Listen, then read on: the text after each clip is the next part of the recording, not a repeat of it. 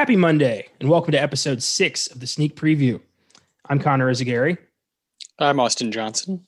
and this is our newest podcast dedicated to following the current film release calendar.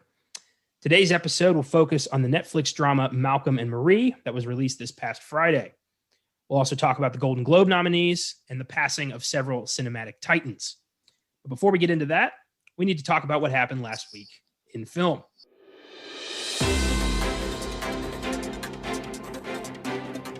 Last week in film.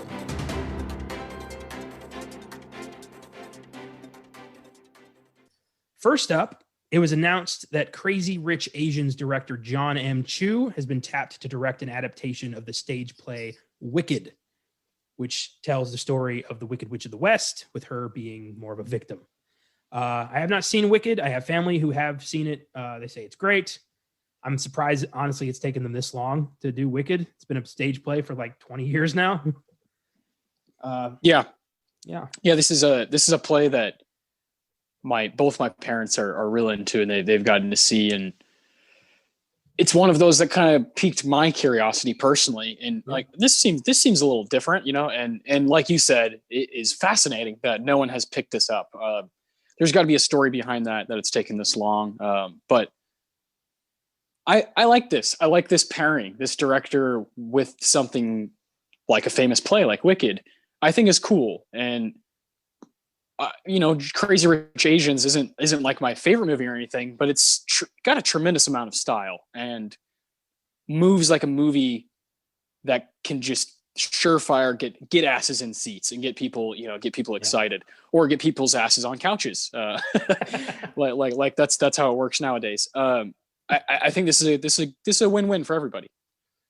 The more I think about it, I bet the reason why Wicked has taken so long is this just clusterfuck of rights issues regarding the Wizard of Oz franchise. Because I know Universal owns the original product, The Wizard of Oz, but Disney owns like the book rights. They did Return to Oz and Oz the Great and Powerful. So I think, Universal versus Disney, who owns Wicked? It's a whole, pain in the ass. That's probably what's going on there. Yeah, most likely. Moving on, this was really cool. Watchmen writer Stacey O.C. Kufer has been tapped by Marvel Studios to write the upcoming Blade reboot. So she's Marvel's first Black female writer, and she's tackling Blade. Very excited. Mahershala Ali apparently really fought for her. This is going to be sweet. The more I keep hearing about Blade, the more I'm like, this is going to rock. I've never been more excited for anything Marvel's ever done. I mean, this 1998 movie is so fucking kick-ass. And when it's taken care of by an actor who's one of the best alive right now, is going to play him. Well, back in that time, 1998, Wesley Snipes was one of the best actors alive. I love that. I think there's something really cool to be said about this choice for who's going to be in the director's chair, who's going to be at the helm, who's going to be telling this story. Good call. Right place, right time. Yeah, this is especially now that we got the news that Deadpool 3 is going to be rated R. Like Feige's not budging on that. He's going to give us a good Blade. Yeah. I actually think early 90s Wesley Snipes is more one of the best actors ever. Not late 90s as much. I was going to say something, but I wanted you to have your moment. More early 90s. That early 90s run is pretty ridiculous. Yeah, he was. Yeah, now that I've seen some stuff like New Jack City and Jungle Fever, he was really good.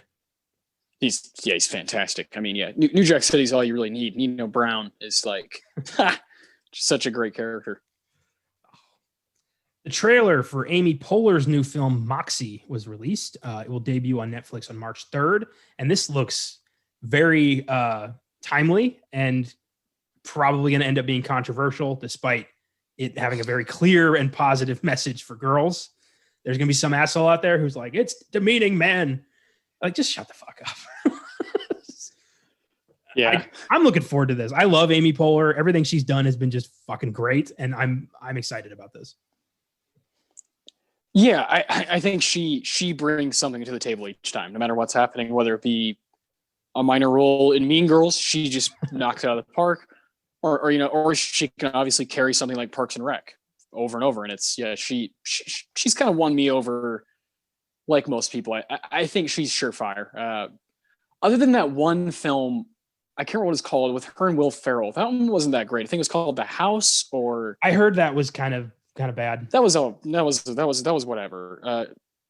But she's still there, like so present, and so ready to take. Yeah, she's ready to take on whatever anybody has in front of her. Well, she's directing this too. Yeah, that's so fantastic. That alone, like I'm in. Yeah, let's see what she's got. Yeah, this was cool. I don't know how true this is, but I wanted to bring it up. According to several sources, Willem Dafoe has been spotted on the set of Marvel's new Spider-Man movie. Rumor is he may be reprising his role as Norman Osborn alongside Alfred Molina's Doc Ock and Jamie Foxx's Electro. So this is going really well. This Spider-Man movie. Everyone who keeps popping up on this set, like Jesus Christ. And after what Feige did in WandaVision, I won't spoil it for y'all. Just know that doors have been opened. So I think this is true. I think everyone's on board to make this Spider-Man movie the most incredible. Like I know Tom Holland, who's notorious for spoiling everything, has been very tight-lipped about this. He said that this is the most ambitious standalone superhero movie ever made. So bring it on.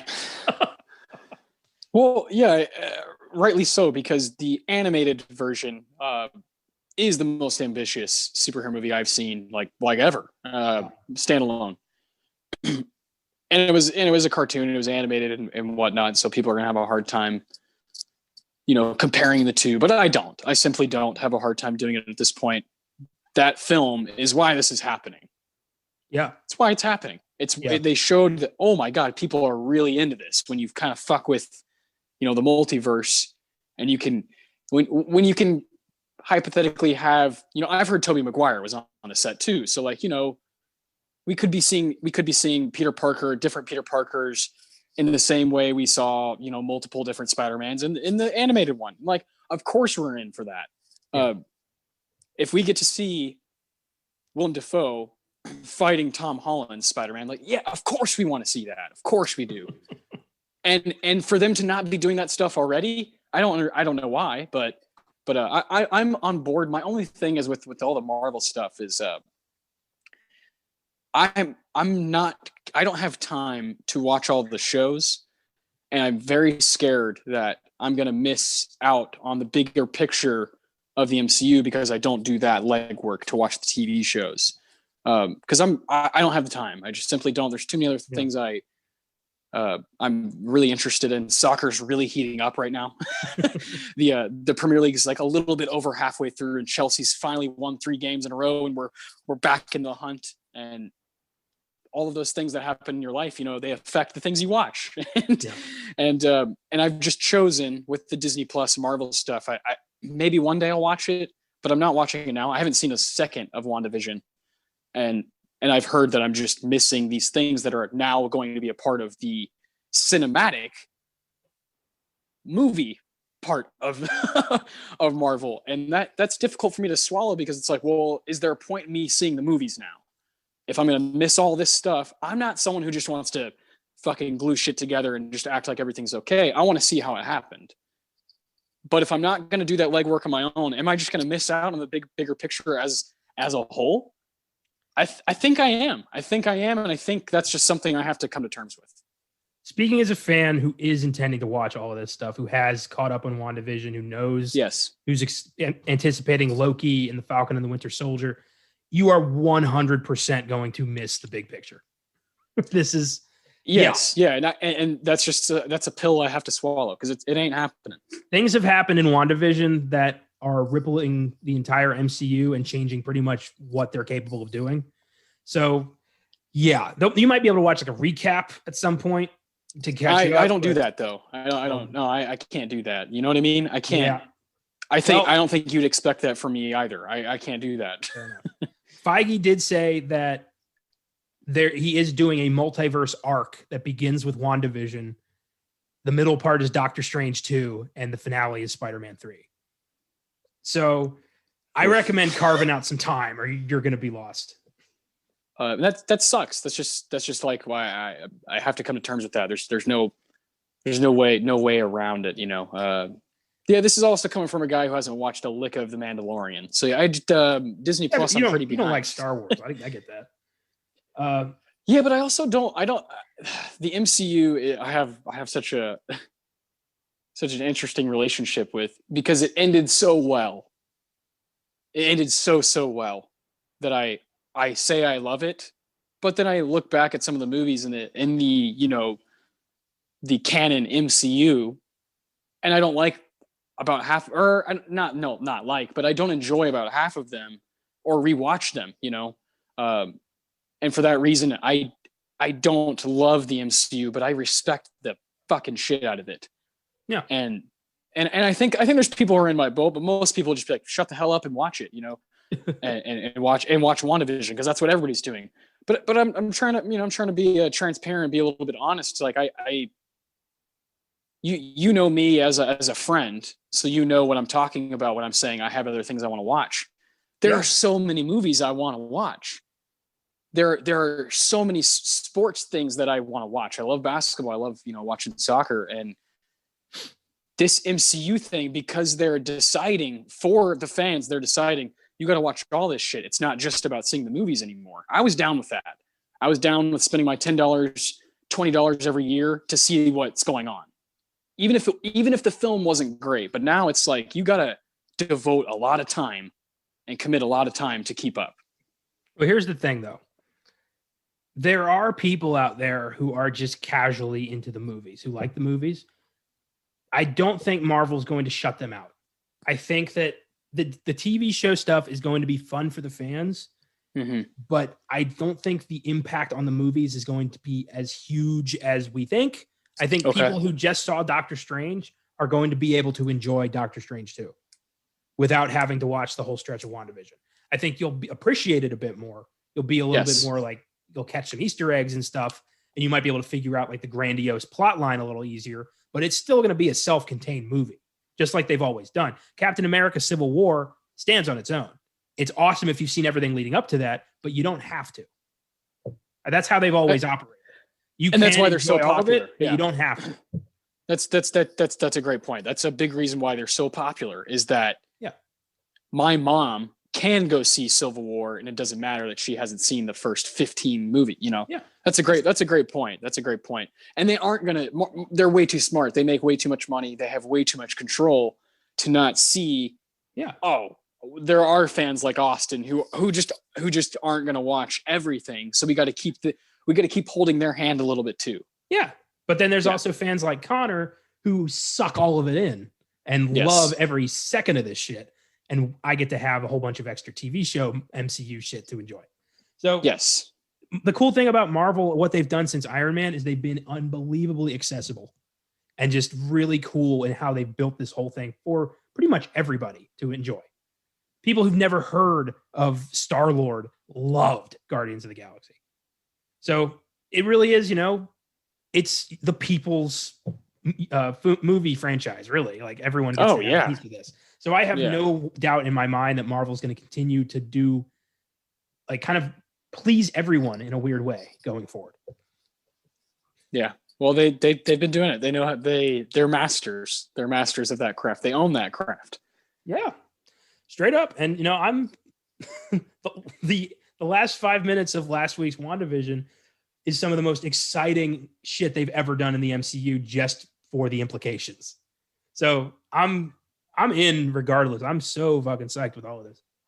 Yeah, and that's this points out like a key difference in our fandom. Like you said, you're a person who is going to be able to enjoy the journey and just more Marvel shit. And I'm one of the people that they're going to have to kind of guide along the way. Yeah, fair enough. Yeah, that's just how it is. I watch, a lot of just random stuff, and I of course could make time for WandaVision, but like I'm trying to think of an example. I just watched this movie. Like I could have watched 3 episodes of WandaVision, but instead I watched this movie called The Learning Tree from 1969, and it's a Gordon Parks film. It's incredible Black American director that I have never heard of, and like just this movie just fucking blew my mind. because it was like, you know, a movie from the 60s with an actual black director telling a black story. And that very rarely happened back then. It was very rare for Sidney Poitier to be directed by a black director. That shit didn't happen. He constantly was, you know, around white people, or white people were in charge of what he was doing. So this film was very refreshing, you know, and that's the kind of shit I do. But I could have done the legwork to watch WandaVision that time. It's all choices. And I love that about watching things and entertainment. It's all choices. It's all choices. And what we've done on this show and all these shows and in our own lives, we don't really let popularity contests decide what we watch. I'm watching WandaVision because I love the MCU and I'm intrigued, not because everyone's saying watch WandaVision. And yeah, you prioritize exploration, and that's totally fine. You know, it's all subjective, and you do you, I'll do me, and we can still talk about it. Yes, that's the best thing about it is that there's still a conversation there, even if both people haven't seen the actual content. That's really cool. Marvel's certainly mastered that. They've created this entire canon, you know, where people who haven't seen everything still have a lot to say, and that's pretty spectacular for a community. Like you said, it's the people's franchise. Makes sense. Yes, yeah. So if Dafoe really is in Spider-Man 3, fuck. I mean that guy. Him alone being in a movie is almost worth doing whatever legwork you have to do to get there. One of the best, as far as I'm concerned, one of the best character actors to ever live. Willem Dafoe is a mastermind kind of actor, and I've never really seen anybody like him. So yeah, he's like one of those guys who's like, oh, he's coming back. Yeah, it'd be worth it to see everything, just so I could be there for that moment. Well, that's just a rumor right now, but Alfred Molina and Jamie Foxx are confirmed. So that means that Dafoe being in this is not crazy. Is it Alfred Molina as Doc Ock or Alfred Molina as Rayhad Jackson? I would love that if Rayhad Jackson just showed up and started jamming to Night Ranger. Yeah, that'd be great. Oh, I love this part. Hold on. For those of you who don't know what the fuck we're talking about, check out our Boogie Nights episode we just launched yesterday. Yeah, lots of fun. I had lots of fun yesterday for that one. So psyched. So now for the sad news of the week. There was quite a lot of death this week. Yeah. Seemed to not stop.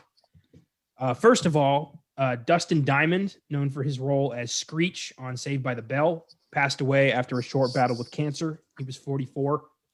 Found out he had cancer. 2 weeks later, he was dead. Oof, unbelievable, man. Regrettably, I never watched Saved by the Bell, so I have no frame of reference for this guy. I knew who he was, but I just never watched that show. I used to. It was one of those shows I would watch, like, that was just kind of blindly on, like kind of like Full House, or I'm not putting this show in the same tier as those, but like it was just on. Fresh Prince of Bel-Air, those shows were just on all the time at night, in the morning before school, and Saved by the Bell is one of those. And I just remember that show, like the most fond memory I have is like they treat Screech like he's Kramer on Seinfeld. Like when he comes into the room, it's like a completely different vibe, completely different atmosphere. And that's so fucking cool. If you can leave behind a legacy of just that, that's pretty powerful through one character. Like you said, the frame of reference for you and I is not great. But what we do have to say about him is, like, we recognize him from this and he's so recognizable at it. And that's powerful. That's like he literally had a character he left behind. Yeah. And there's a lot of actors who play a lot of characters who can't say the same thing. So that's a special thing. And, you know, fans of that show are very dedicated to it. So definitely rest in peace to him, and condolences to the family. Well said, man. That was a great epitaph. Next up, Oscar-winning screenwriter Robert C. Jones has passed away at 84 following a long illness. He won his only Oscar for writing Coming Home, and was nominated for film editing for Bound for Glory, Guess Who's Coming to Dinner, and It's a Mad, Mad, Mad, Mad World. My man. Yeah, hell of a resume there. Have not yet seen Coming Home, and I know you've been on a Jane Fonda kick lately. I haven't seen that one though. Well, the thing about that one is I'm saving it somewhere in my mind for Oscar Sunday. It's like it's how I feel about Clute. When I watched Clute from 1971, I wish I would have waited because I think it's such a great movie to talk about on Oscar Sunday, and I think that's what's going to happen with Coming Home. Is like I'm dying to see it. First off, I need to see Jon Voight in this kind of a movie, but I know it's going to be so good for the show, and there's some Oscar movies like that I'm just kind of waiting. But I should probably just go ahead and check it out. I've heard it's fantastic. I do the same thing with Filmgazm. There's a whole bunch of horror movies I haven't watched yet because I want to save first reactions for the show. For sure, if you can. It's also nice to, like, for example, when you're just kind of watching movies and taking shit in, like 1974's Lenny is a good example. I watched that on my own time and was kind of taken aback by it. Was like, whoa, that might be the best performance I've seen given by Dustin Hoffman, kind of thing. Like, and then when we did Chinatown, 1974, and we talked about Dustin Hoffman, we get to bring that back into play without me even knowing it. You know what I mean? And I love when that happens, when it's just kind of organic like that. But I'm also subconsciously always thinking about, is this movie one that we could do on the show? Otherwise, should I just wait to see it? But usually you should just buy the ticket and take the ride. That's the best way to go about it. I'm looking at Jones's filmography. Coming Home is the only movie he wrote. Wow. Okay. He has an uncredited credit for being there, and then he wrote an episode of Fairy Tale Theater, 2 episodes. Interesting. Yeah, he was known for editing, and then he just cranked out Coming Home and took home an Oscar. Respect. A guy who worked in the industry and said, I think I can also do that. Right on. Rest in peace. Next, it just keeps going. Oscar-nominated character actor Hal Holbrook passed away at 95. Man. Yeah. Holbrook was nominated for his performance in 2007's Into the Wild and was known for his roles in films such as Creepshow, All the President's Men, The Fog, Lincoln, and Wall Street, just to name a few. Holbrook was like a guy who just feels like he's been there forever. Just a character actor you kind of took for granted. And yeah, it's a shame to hear he passed. 100%. This generation obviously is, there's another guy we're going to talk about who I think kind of fits in the same build. It's devastating to see like a generation of people in their 80s, 90s. It's just time for them to go. And that's, the most beautiful and the most dark thing about what we are, about being human, about being living like a living being, and the fact that it's going to end someday. With that being said, these guys lived amazing lives. Amazing. Can't really have a complaint about it.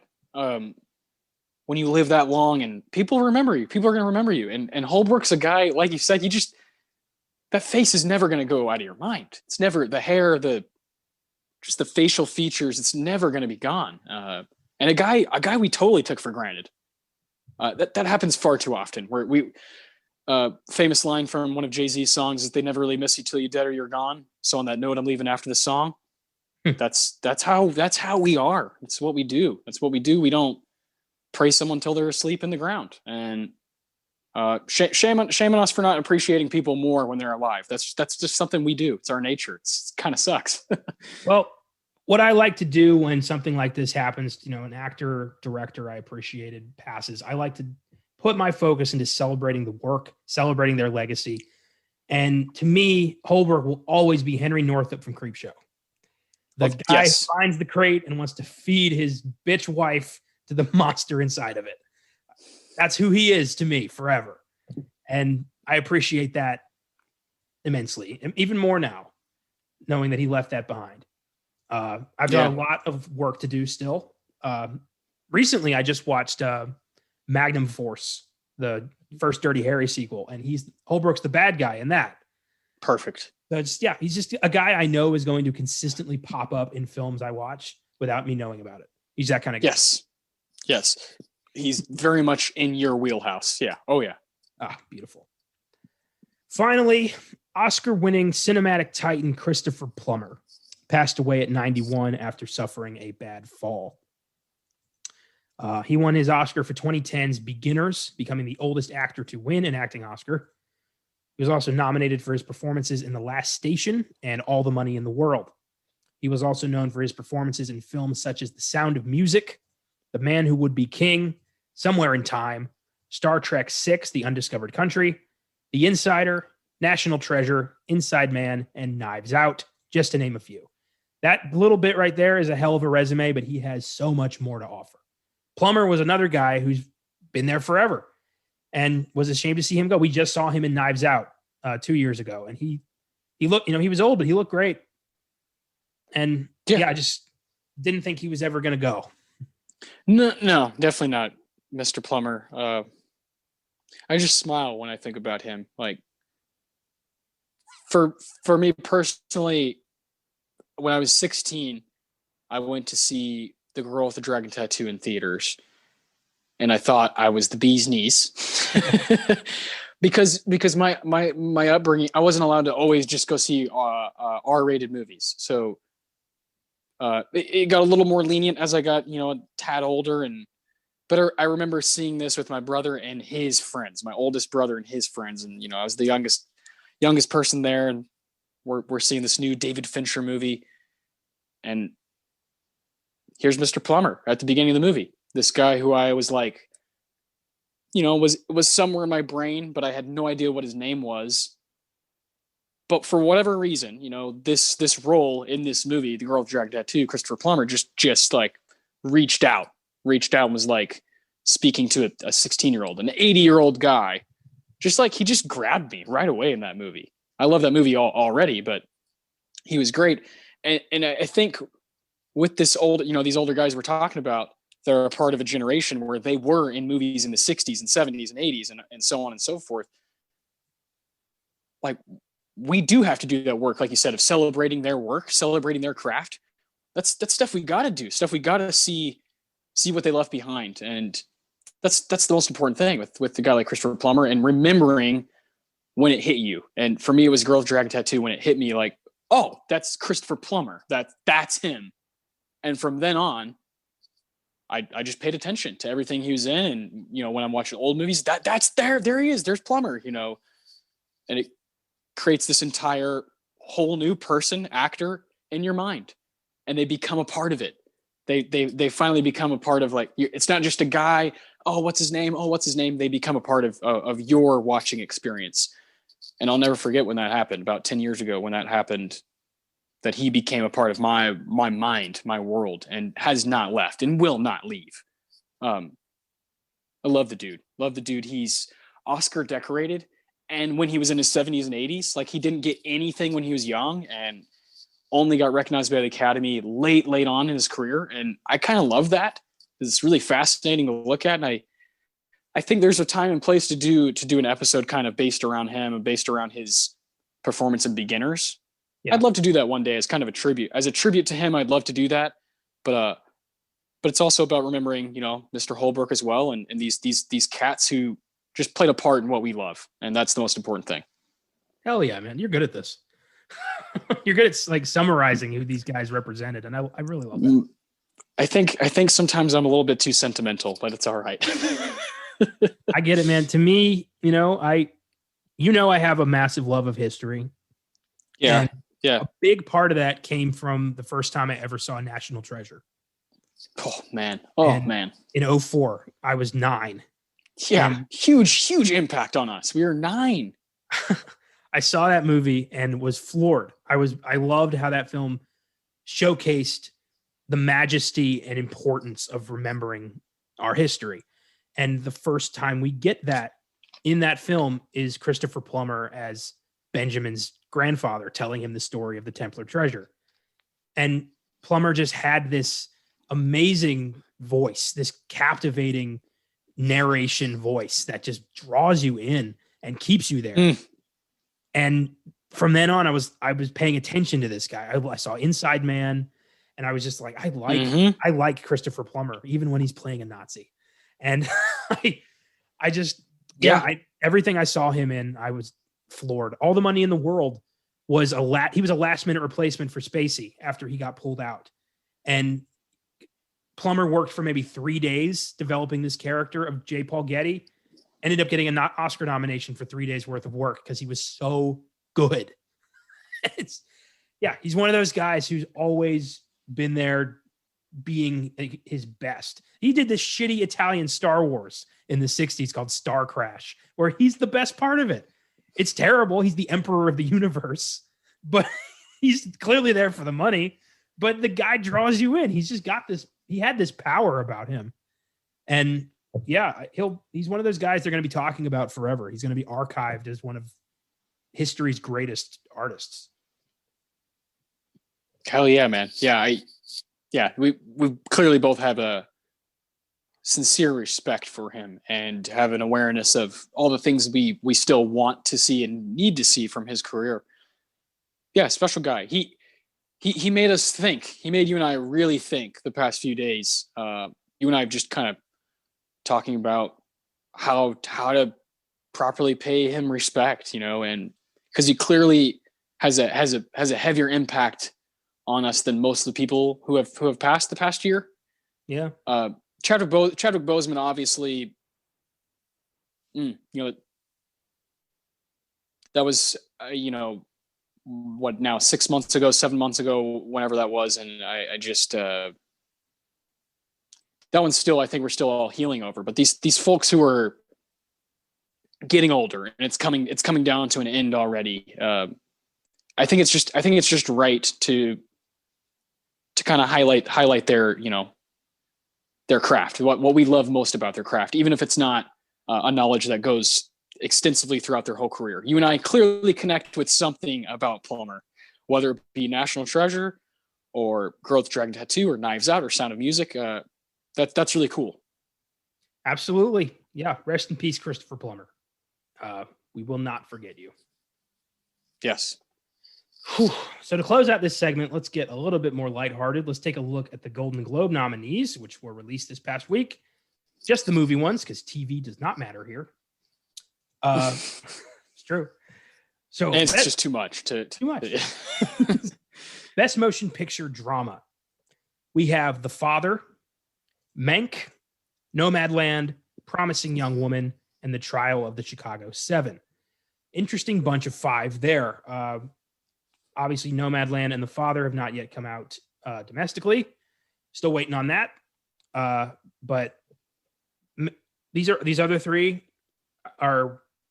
It's tough to pick a winner here. I was not expecting Promising Young Woman to make this kind of waves, and I'm very excited because that movie was brilliant.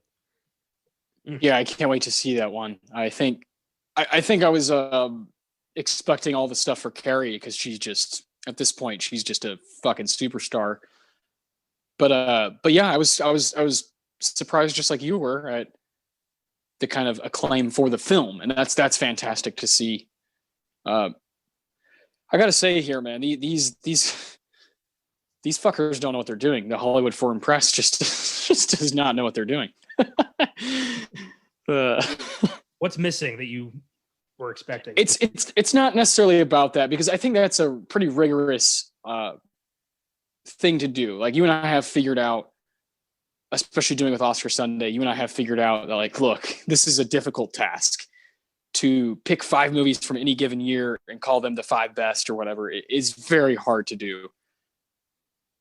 But this year specifically, it just seemed like they weren't trying, or like they acted like Da 5 Bloods just doesn't exist. Like, yeah, that was a shocker. Little stuff like that where, well, that's not little, but you know what I mean? Like when you just kind of neglect things and then give Mank whatever 14, I love Mank, but I also love parts of Da 5 Bloods. And I think there's just not enough like cool shout outs here. They played it safe. They played it dumb. The James Corden thing for the prom, stuff like that. You know what I mean? It's just like, what are we doing? What are we doing? Well, like, it's not what this is about. Well, that's the Globes. I mean, the Globes have always been exactly. Yeah. And they don't know what they're doing. They have way too many categories. It makes no goddamn sense. They're filing things that are not comedy into comedy just to fill it out.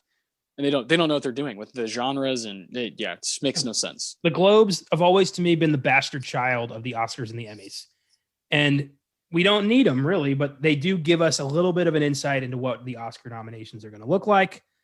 But this year, I don't think they do. I still have no clue what's going to be up for Oscars. Yeah. The Academy always, there's been years where it's been close, but they'll always be different. Yeah. Just because they're like, we're the final, we're the last one, and we're the end all be all, the Academy, and they want to have the last say on the award season, but that they still fuck up a lot too. It's just sad to see. You and I have seen some pretty stellar movies from 2020, and a lot of those that we liked were just kind of neglected. Well, let's keep going. We got Best Actress in a Motion Picture Drama. We have Viola Davis for Ma Rainey's Black Bottom, Andra Day for The United States versus Billie Holiday, Vanessa Kirby for Pieces of a Woman, Frances McDormand for Nomadland, and Carey Mulligan for Promising Young Woman. We covered Pieces of a Woman on this show. It was our second episode, and I'm very happy to see she got a nomination here. Oh yeah. United States versus Billie Holiday and Nomadland still to be released. But overall, I think this is a good bunch. Yeah, it's a good group of women, that's for sure. I don't know if there's any that are missing here or whatever. I'm sure people have their opinions, but this seems like a safe group. Seems like a safe and good group. I think Frances McDormand's probably going to make the hat trick. I think she's going to take home Best Actress for the third time, which is totally cool. But I would love to see it go to Carey Mulligan. I really would, especially for that movie. Yeah, well, that's the thing about Nomadland is it's already been kind of, marked down for Best Actress. A lot of people are saying Chloe Zhao for Best Director. It's like, yeah, but no one's seen it yet. So why do we do that? Why do we do this? We put all this pressure on how much we're going to appreciate Frances McDormand in this movie called Nomadland when it still hasn't come out yet. Yeah. It's very difficult for me. Whereas last year, a movie called Once Upon a Time in Hollywood came out in July. And when that came out, everyone was like, yeah, this shit is in the bag for Brad Pitt. Because we had already seen it. Everyone had seen it at that point. And as we got into the fall, as we got into, the winter, people were like, there's no competition. This guy's performance from the summer still lasts. McDormand doesn't have that. None of us know what it is. And none of us know how powerful it is. Am I doubting her? Fuck no. I think she's one of the greatest, greatest Oscar nominated actresses of all time. And like you said, for her to win 3 it puts her in a whole different stratosphere. Like, Meryl Streep and Katharine Hepburn, that's the kind of stratosphere. That's the kind of stratosphere. Ingrid Bergman, that's the kind of place she enters when you do that. And I'm all for that. But I wish we would wait. I wish we were a society that waited more on this stuff. Whereas someone like Carey Mulligan really should have a horse going right now in the race because people have actually seen it. Yeah, I think that the weird timing with these films, The Father, Nomadland, Minari, these things, like we just haven't gotten a chance to appreciate them. And now I feel like the nominations are going to influence our opinions, which is unfortunate. Exactly. That's my main point is I saw Parasite before it got any nomination. Yeah. And that was like, after I saw it, I was like, holy shit, it would be really cool if this was up for Best Picture. I called you after I saw that movie. I don't do that. Never done that. I don't do that. I don't call people after movies because I want to think about what just happened. But I called you right after and was like, yo, we got it. We got like a 100 out of 100 kind of movie here.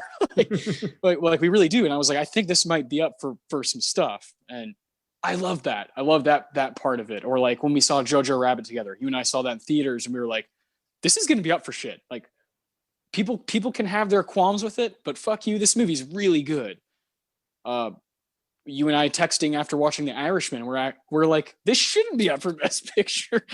I love that. And that's probably the main thing I miss about it happening in real time. Cause Nomadland has been this thing that we've just waited on. And it's not a James Bond movie we've been waiting on. It's an Oscar nominated movie we've been waiting on. Well, potentially. Uh, Yeah, exactly. Isn't that weird? Personally speaking, I hope The Five Bloods gets a nomination for something. Otherwise, it's going to be the one movie on Oscar Sunday that doesn't have a nomination. It will. That's the thing that they'll do. They will recognize Spike Lee, and I really think Delroy Lindo is still going to get a nomination for Best Supporting Actor. I think the Oscars have finally figured out that Spike Lee is one of the greatest American living, one of the greatest American directors. I think it's going to get some technical nominations. I think the buck might stop there, though. I'm thinking possible director, not picture. Delroy Lindo, and then maybe some production design, maybe film editing. Yeah, we'll see. Best actor, motion picture drama. We have Riz Ahmed for Sound of Metal, Chadwick Boseman for Ma Rainey's Black Bottom, Anthony Hopkins for The Father, Gary Oldman for Mank, and what surprised the most people, I think, Tahar Rahim for The Mauritanian. The Mauritanian is a political thriller coming out in a couple weeks. Jodie Foster, Benedict Cumberbatch, and Tahir Rahim. Nobody's been talking about that movie at all, and now everybody's talking about that movie because it scored Globe nominations somehow. Anthony Hopkins in The Father, I've heard he's the kind of the front runner for actor. I've heard he's incredible in this film. I have not yet gotten to watch. Yeah. But honestly, like those other three performances, Oldman, Boseman, and Ahmed, any one of those guys could take this. They were all three fantastic. So I don't know.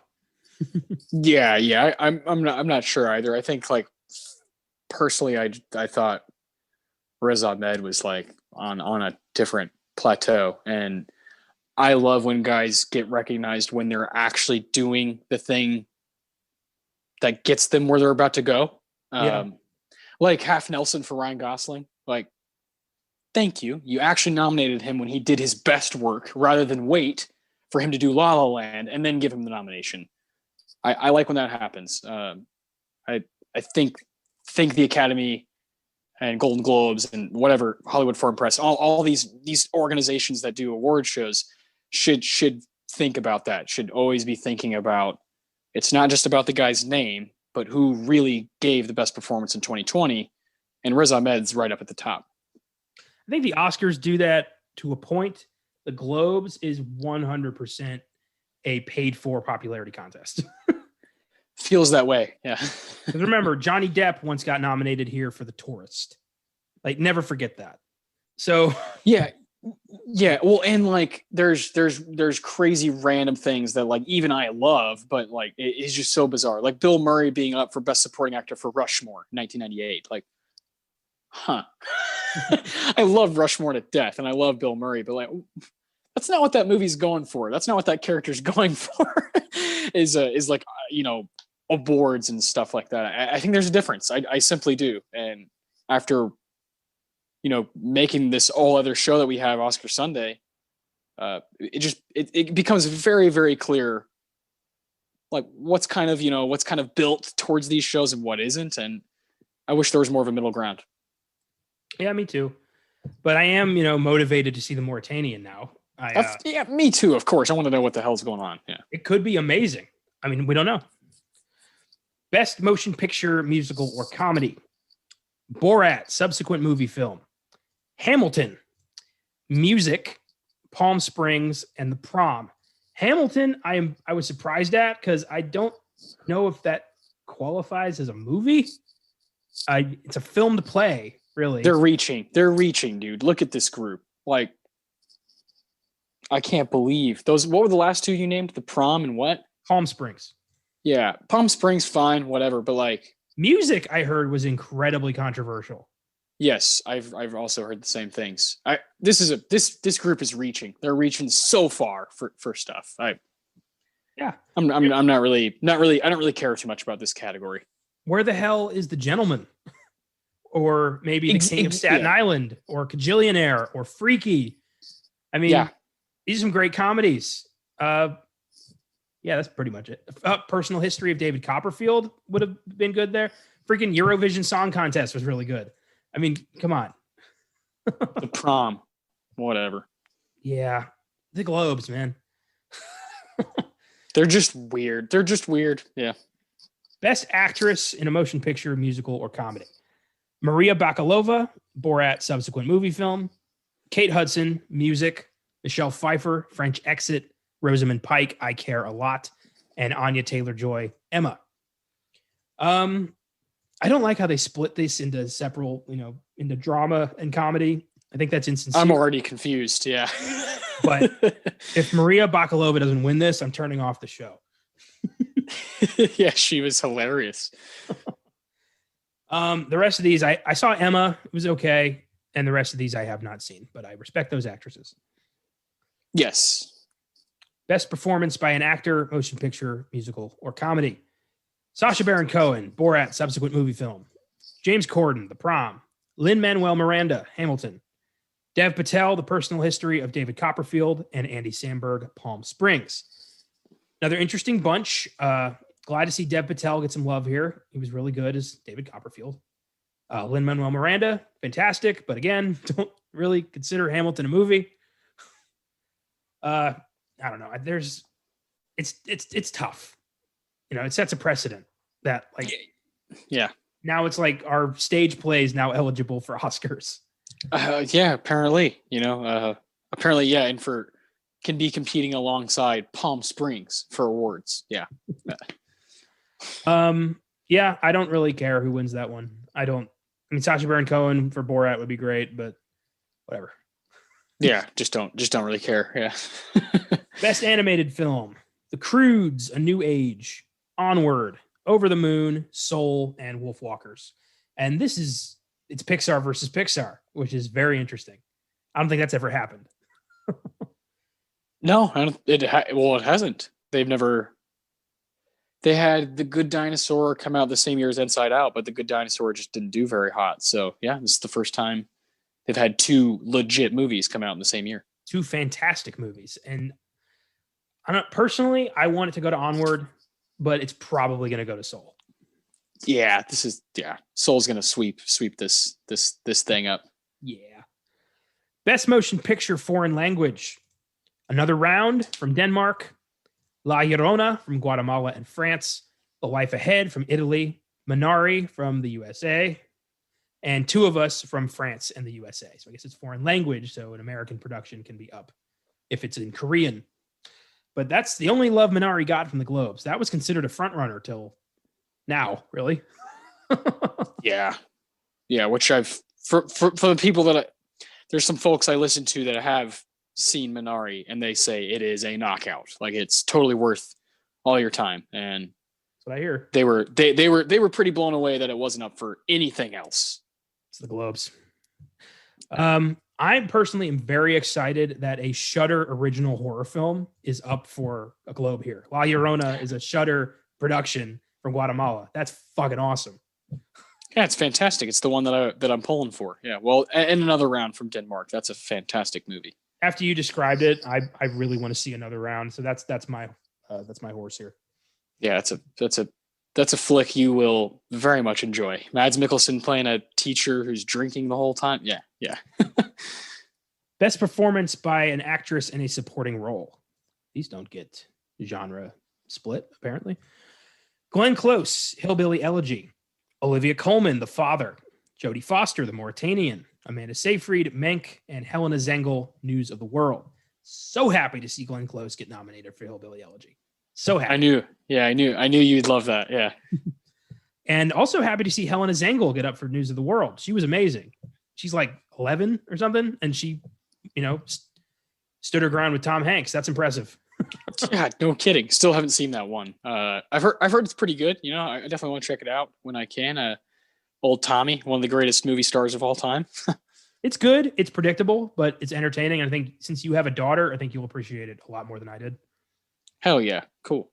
So obviously I'm pulling for Glenn Close. I want her to take this. She was great. But I know Olivia Colman's going to be great because she usually is. Yeah. I hope to see that. The Mauritanian. I don't get why that got so much. Well, we'll find out. We'll check it out one day. Yeah. Best supporting actor. Sacha Baron Cohen, Trial of the Chicago 7. Daniel Kaluuya, Judas and the Black Messiah. Jared Leto, The Little Things. Bill Murray on the rocks, Leslie Odom Jr. One Night in Miami. This is the most interesting group here, as it usually is. Best supporting actor. Don't think Bill Murray should be here. On the Rocks was good. Not that good. I don't know. I think Jared Leto shouldn't be there either. I thought The Little Things was awful. No, this is where it's like, so Delroy Lindo? Like, where the fuck? What were y'all watching this past year? If you think in any right mind that Jared Leto is doing anything near what Delroy is doing in *Da 5 Bloods* is beyond me. It's beyond. It goes way over my head.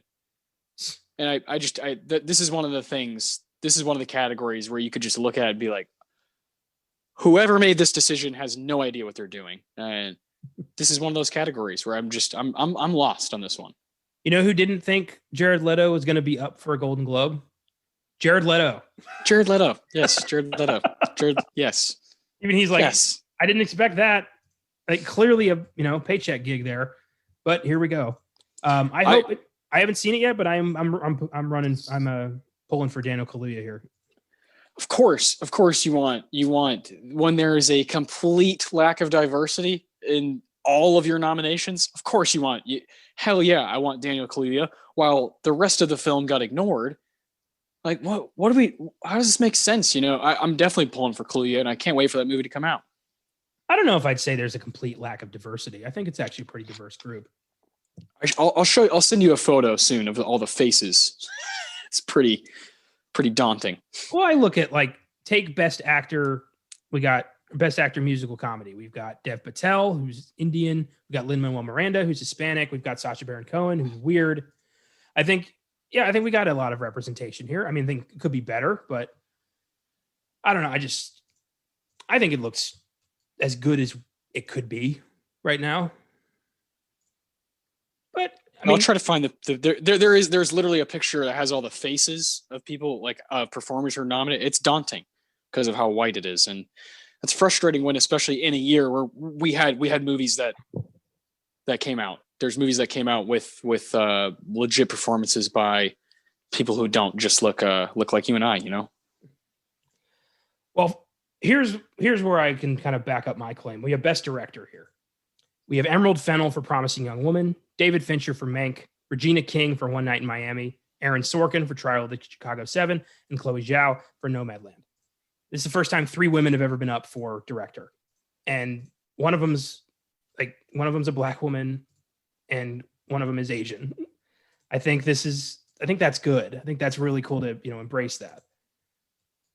I think this is going to go to either Chloe Zhao or Regina King.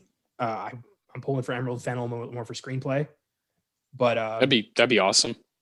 Aaron Sorkin for Trial of the Chicago 7, again, screenplay. I think you and I agree that he's got a lot to learn in the director's chair. Probably shouldn't be here.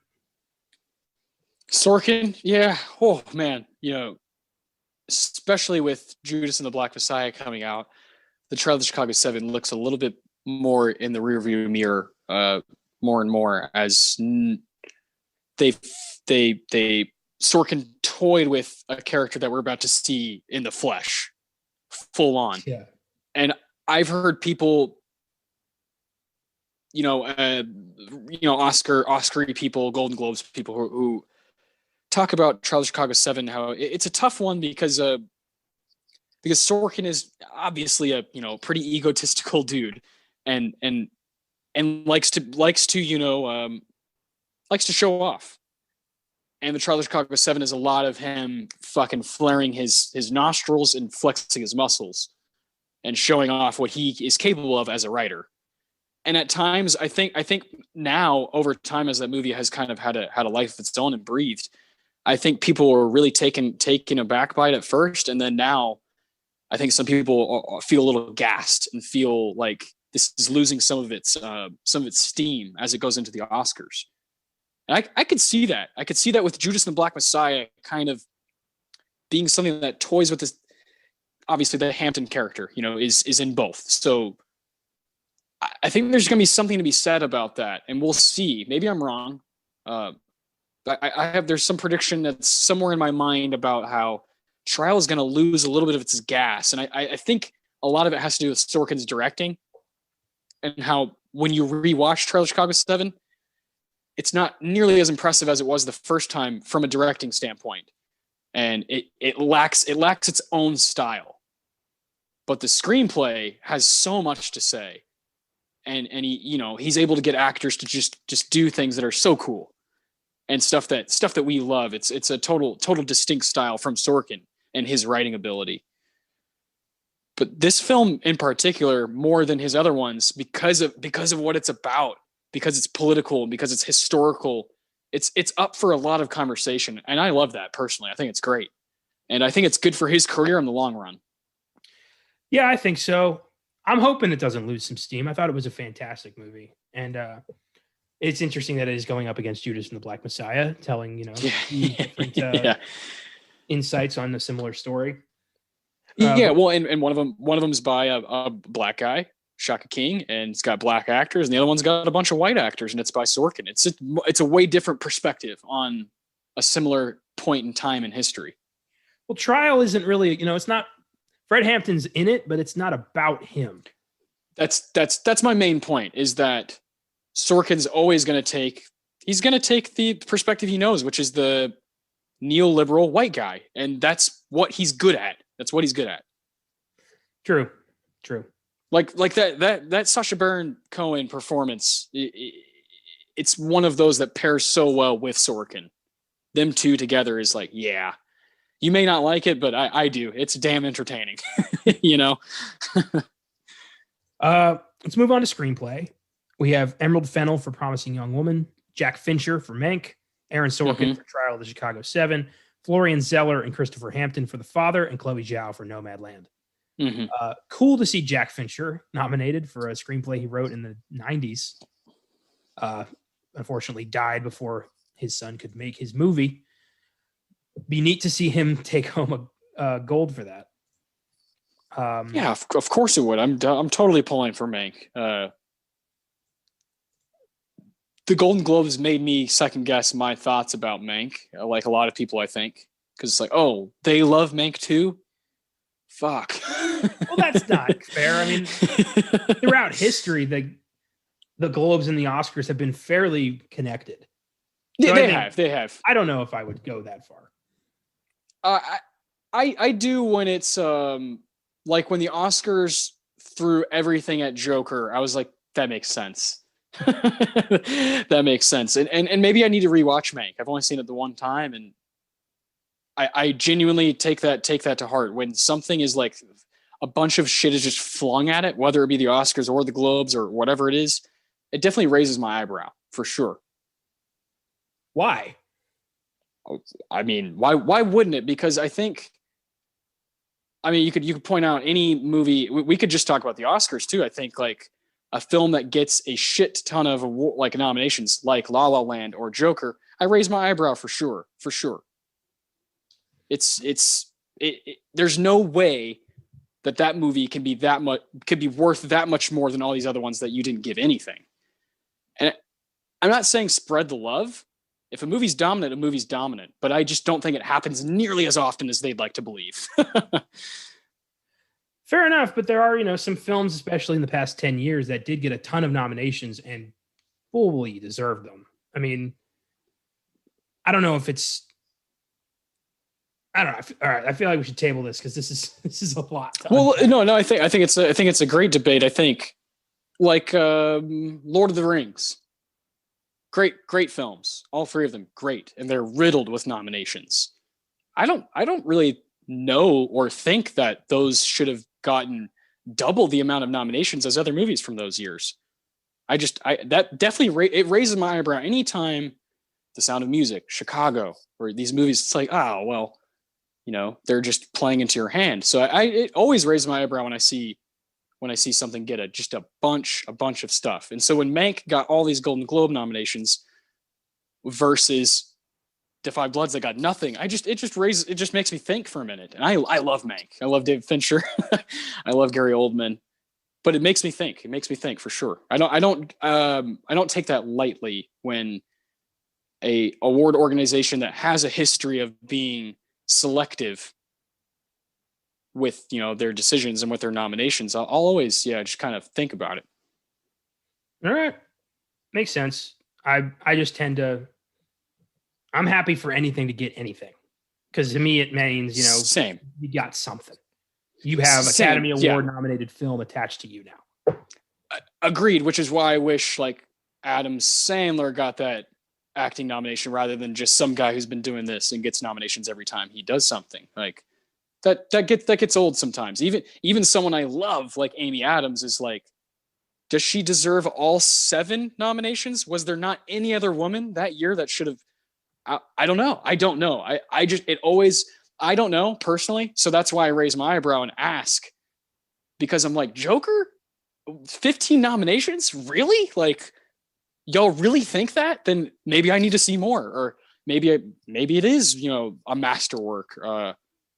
I love that conversation. I love that debate. And when the Oscars, specifically the Oscars, like just throws nominations at something, I'll always be kind of like, what's that about?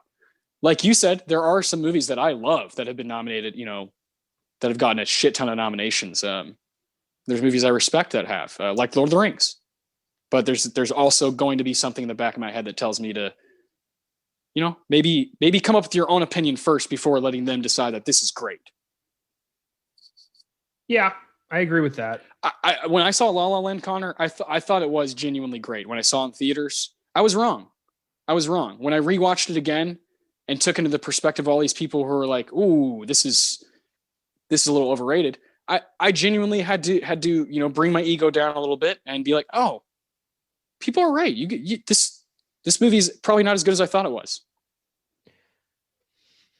That's interesting because I try not to let anybody kind of influence my opinion, regardless of the film I'm watching, whether how many times I've seen it or not. If I've never seen it, it's a celebrated masterwork, I don't give a fuck what anyone tells me to like. And I try not to bring that into my opinion. That's fair. I think that's a great way to start talking about Malcolm and Marie. Actually, yeah, that is a great. Hold that thought. We got a few more nominations. I'll shut up. You whiz through these real quick. I'll never stop talking because I have so many problems with just the Oscars and Golden Globes as organizations. Yeah, so do I. Absolutely. Best original score: Alexander Desplat, The Midnight Sky; Ludwig Göransson, Tenet; James Newton Howard, News of the World; Trent Reznor and Atticus Ross, Mank; Trent Reznor, Atticus Ross, John Batiste. Soul. Probably going to Soul. That would be awesome. Tenet is your typical Christopher Nolan blah soundtrack. I don't really think it needs to be here. It's cool how he designed it, but honestly, it's forgettable, just like the rest of that movie. Best original song: Fight for You from Judas and the Black Messiah; Hear My Voice from Trial of the Chicago 7; Scene from The Life Ahead; Speak Now from One Night in Miami; Tigress and Tweed, United States versus Billie Holiday. I really hope this goes to Speak Now. I thought that was a beautiful song. That would be fantastic. Yeah. And the rest is TV, so fuck that. Well done. For TV, the one thing I'll say about this is there's like the most backlash they've gotten, I think, the Globes, is that they completely left out I May Destroy You. Yeah. And that apparently I've watched 2 episodes, kind of amazing. TV just doesn't kind of grab me like movies do. But like my oldest brother, Adam, speaks about that show like it's something from a different planet. And it's not just my older brother who said that. I've heard a lot of people. You hate to see that. You hate to see a TV show that actually has the word of mouth not get shit. That sucks. Yeah, I don't watch enough TV to care. Yeah, sorry, neither do I. I just don't. I don't have any opinion on the categories. Yeah. All I will say is I'm very happy to see The Mandalorian get nominated for Best Drama, because that opens up a lot of doors for more genre shows. There you go. There's something. Yeah, see, I saw something negative. You saw something positive. Yeah, I'm sensing that's the theme of tonight's show.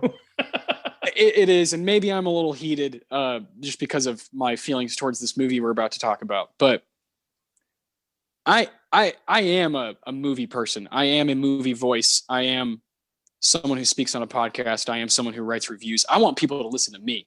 Yeah. That's why I listen to other people's perspective and other people's opinions, because I in turn want those people to listen to what I have to say, because I'm doing the work and I'm doing what I can to watch as much stuff as I can so I can have an opinion and I can be a part of the conversation. Because of that, I will always allow other people's perspective, especially because I'm a white straight male. I miss a lot of stuff. And I think there's something to say about reading or listening or putting your own ego aside and allowing someone to say, this is why I think this is bad, or this is why I think this is good. And you might have missed it completely. And I've done that so many times. And it happened a little bit here with Malcolm and Marie, where there was a moment halfway through the movie where I looked at my girlfriend and I was like, I don't know why I'm frustrated, but I am. I don't know what it is, but this is bothering me. Not just because they're yelling at each other and because it's uncomfortable and it's almost a 2-hour argument, but something deeper is like bothering the shit out of me.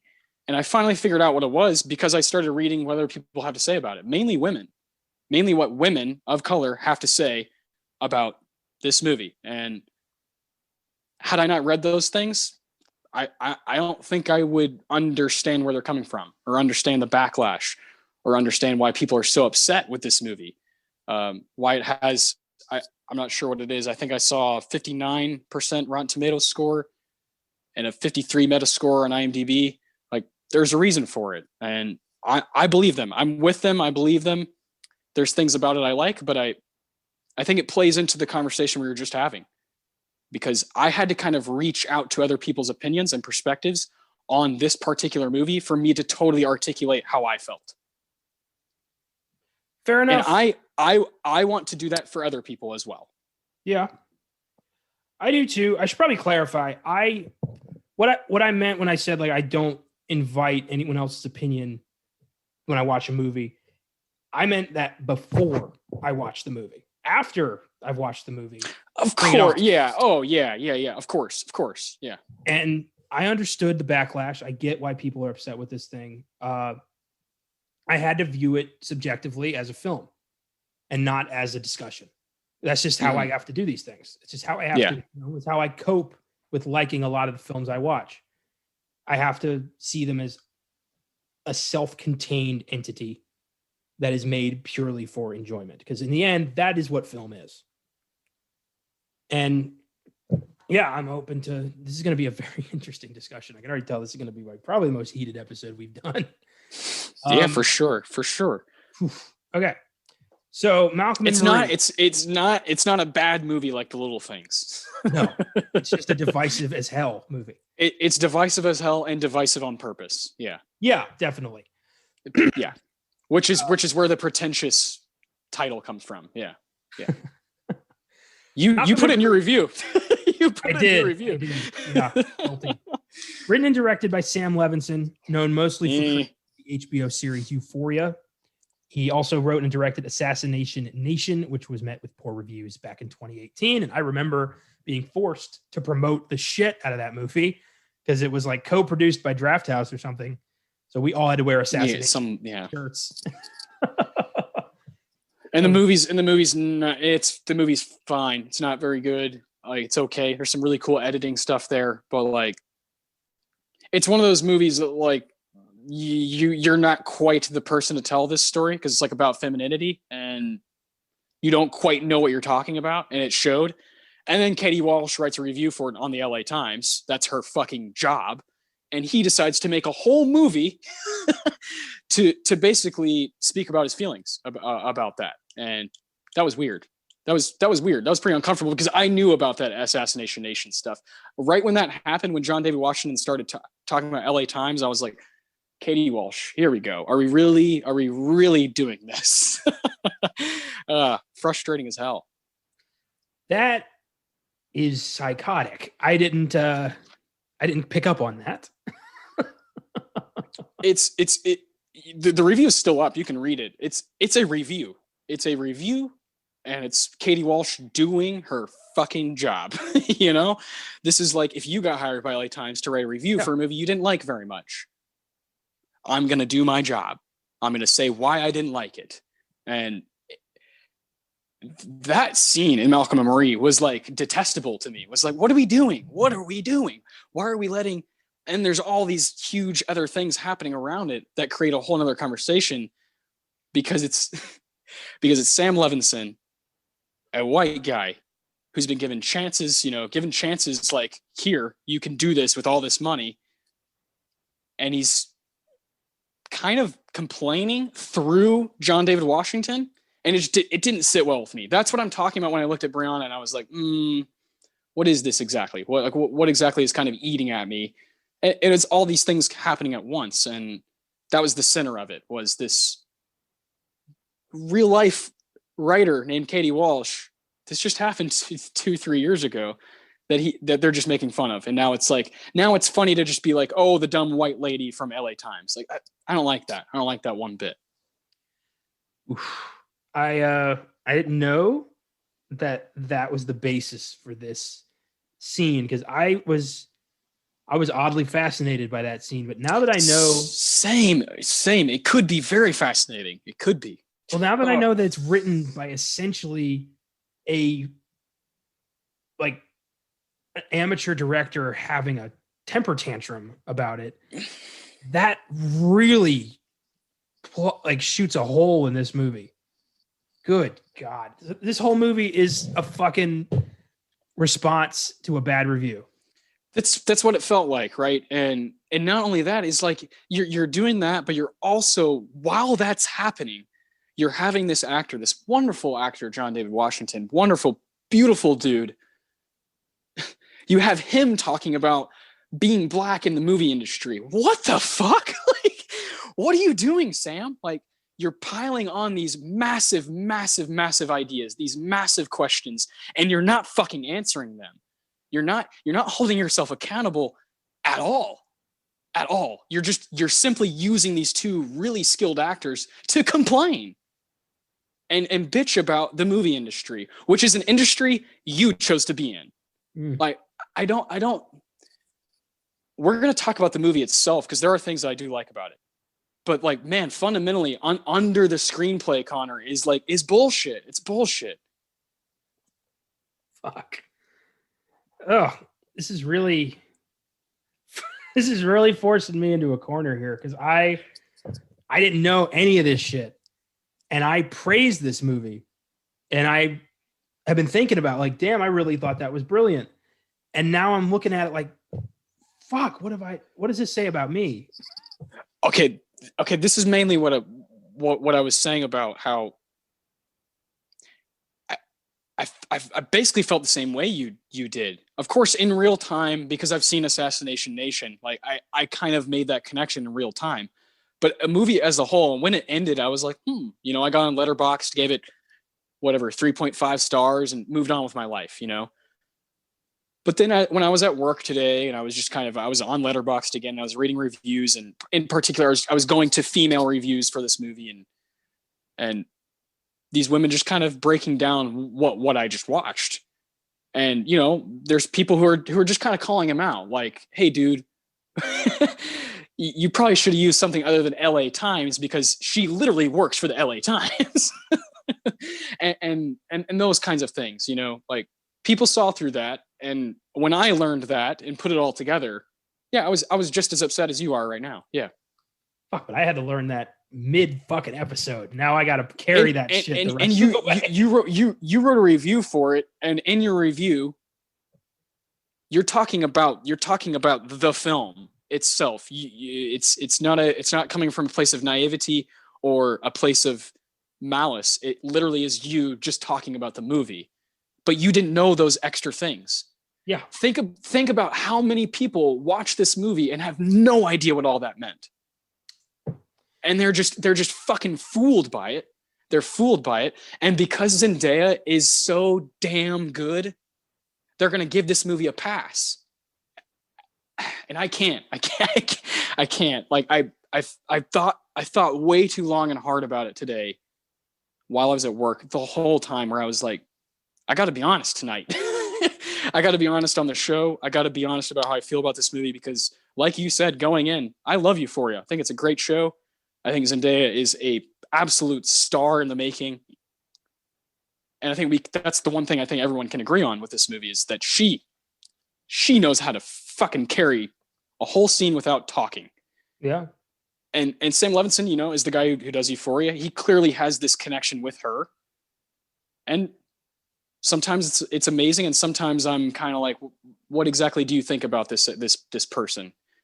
And I definitely thought that a lot during Malcolm and Marie, where there was just an interesting progression with the two characters and how the female character just seemed to a few times seem to not be so female.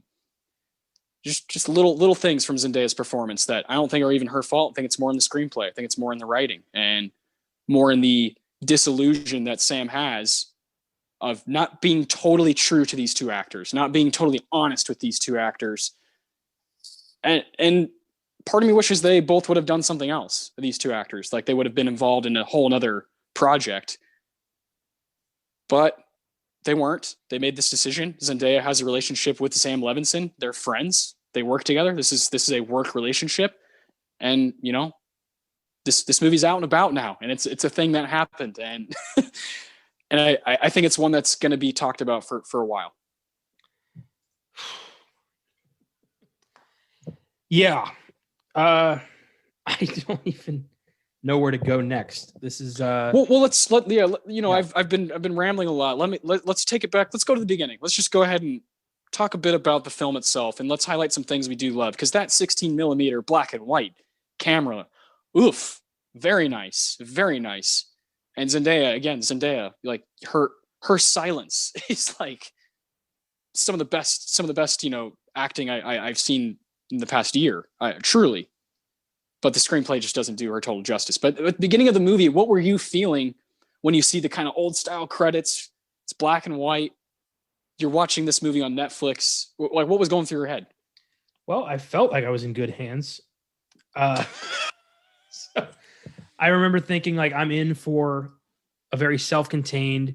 It reminded me of The Lighthouse. I remember thinking like this is going to be dramatic, weird, and uncomfortable, and I was right. But I saw this entirely as a character study and a relationship because obviously I didn't have the full story, but I worked with what I had access to and what I knew.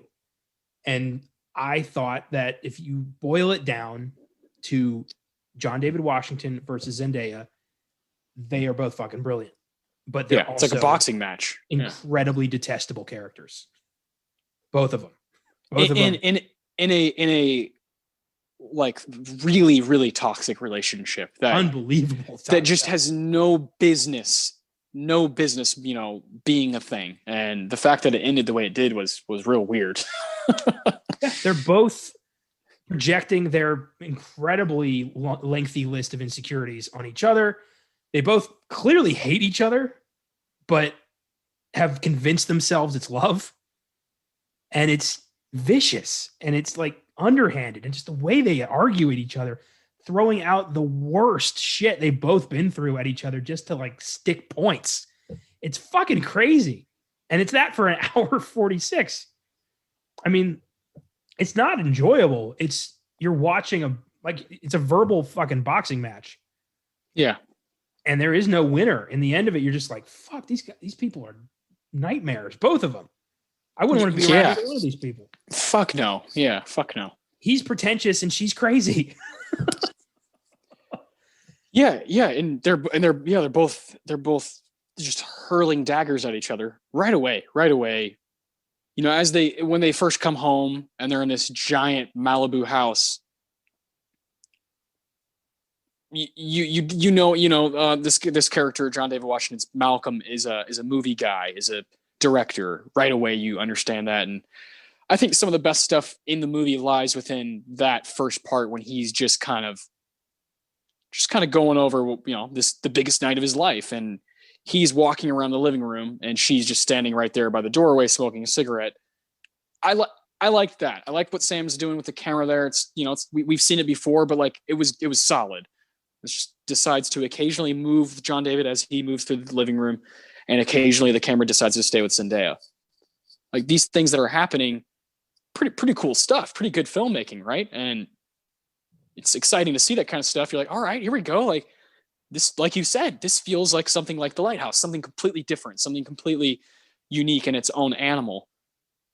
And then the tone doesn't stop. Like you said, it's exhausting and it's exhausting and more exhausting and more exhausting. It never lets up, never. And then it never actually presses the gas like all the way where someone throws something or, it just yelling at each other. Horrible, horrible, evil things.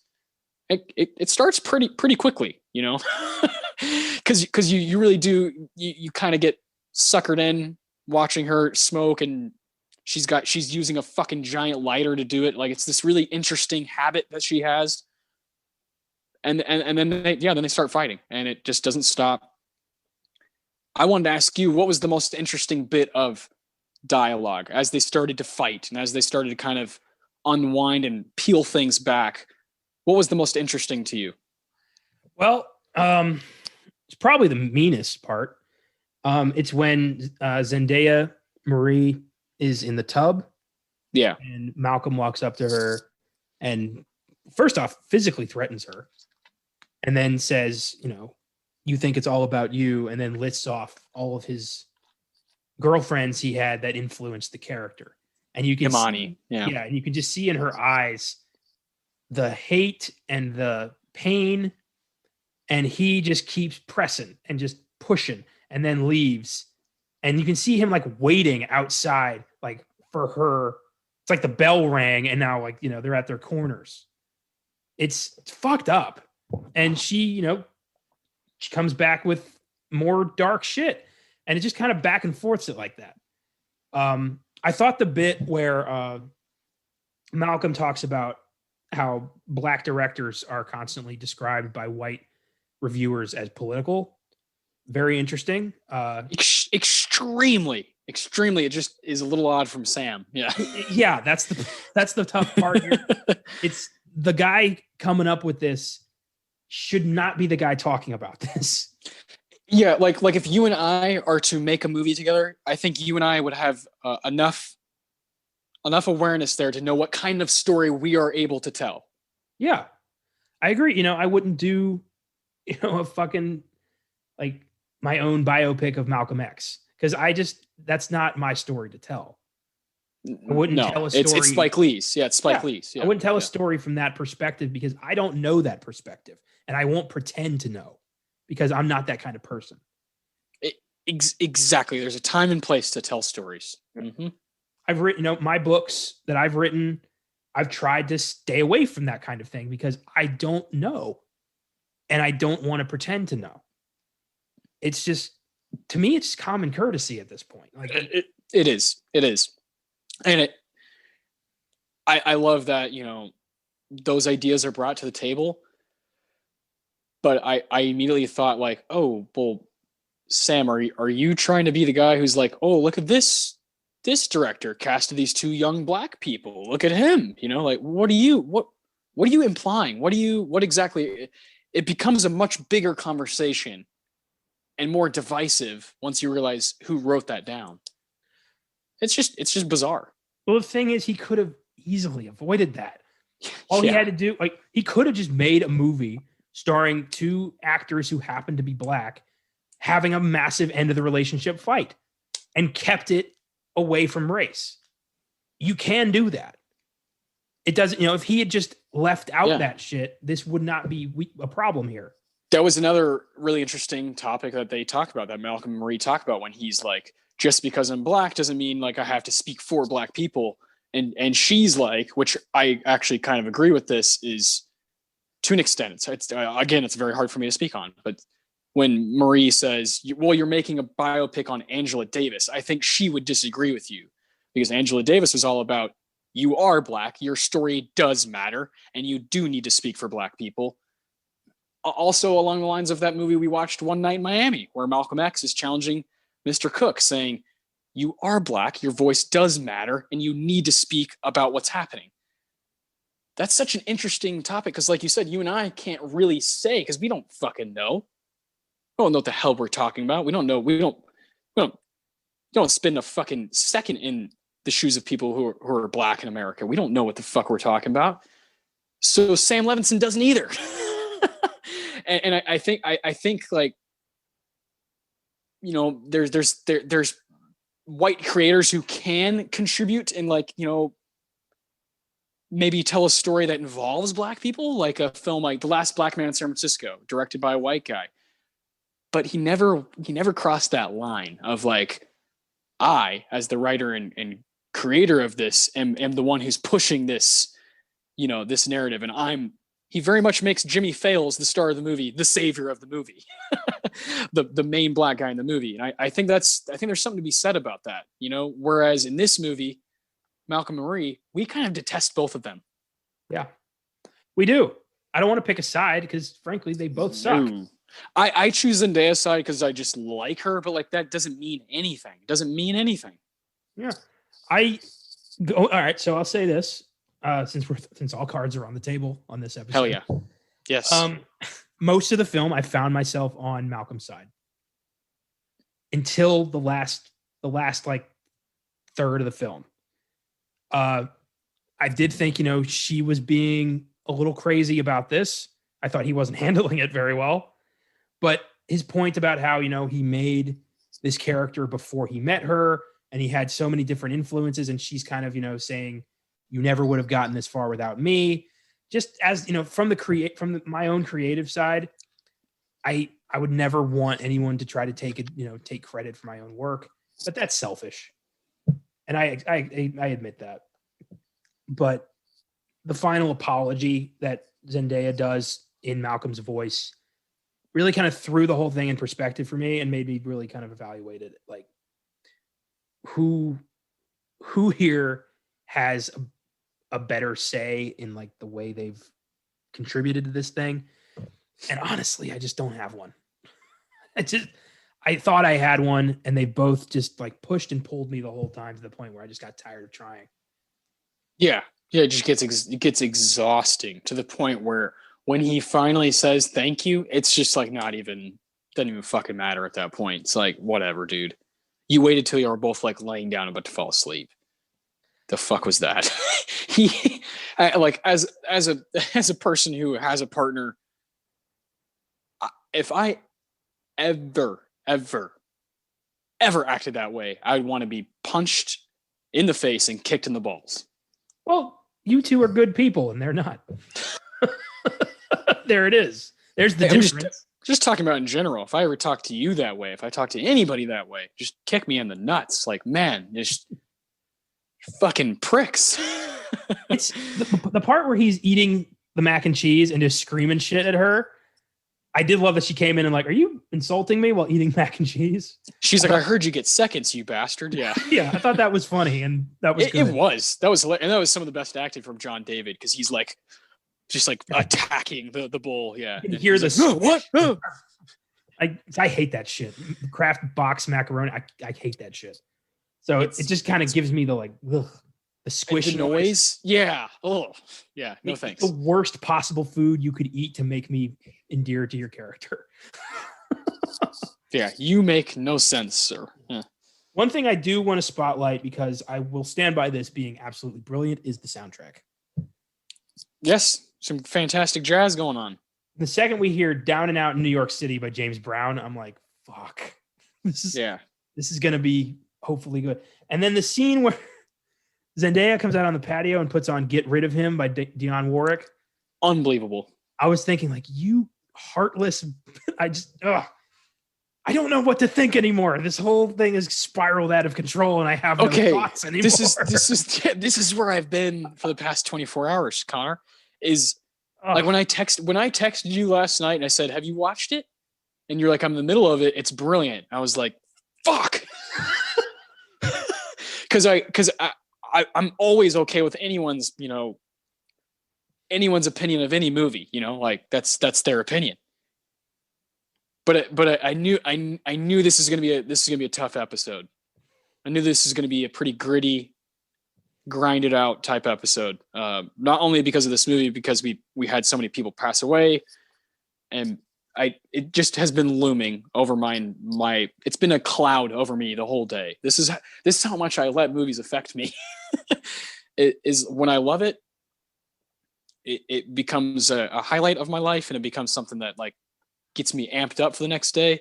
Like when we did Boogie Nights on Oscar Sunday, that whole day leading up to recording to that, the whole day I was fucking happy. I was a happy bastard that day. But there's something about this feeling that I think is more important as a movie fan. This feeling of, I like this, but there's more. There's more to this. There's something I don't like. I think finding, multiple avenues within one movie is a really cool thing. And we have it here. Like you said, it just kind of spirals. You're like, oh my God, there's so many things happening in this movie. So many things are said. So many big, massive, kind of like life validating statements like, this is me. This is who I am. I am a director and I create. And like these massive moments when usually only one of those happens in a movie. There's usually one or two of those, even in a heavy ass movie like Moonlight, which is referenced in Malcolm and Marie. You have this pace to it where it totally understands when to bring in a giant conversation and when to just let people be people. And Malcolm and Marie is like idea. And it, like you said, it can kind of spiral, which is a good and bad thing. One thing I do want to ask you, because I'm genuinely curious. Of course, yeah. If I were to become a director, yeah, do you think I would only be allowed or able to make films about white people, white men specifically, because that's what I am? No, meaning like no one in your movie can be anything but a white guy, or I mean, like white male-oriented stories is all I could tell because that's who I am. And technically, I'm not white. I'm Hispanic. Yeah, no. I think that gets really, yeah. Folks who don't know what your last name is, would be shocked, and you should hold on to that heritage. You should be proud of it. You should want to seek it out more. And I would think it'd be really cool if you made a movie or told a story from like that lens, that part of your heritage that you're not as familiar with. I think that's really cool. But what if should you make Moonlight though? No. But what if I wanted to make a movie that just is about a cowboy? Let's use my book. Cowboy hunting vampires. But the cowboy, I cast a black actor. There's nothing wrong with that. That's like if Idris Elba played James Bond, like it's a character. He's playing a character. It's not necessarily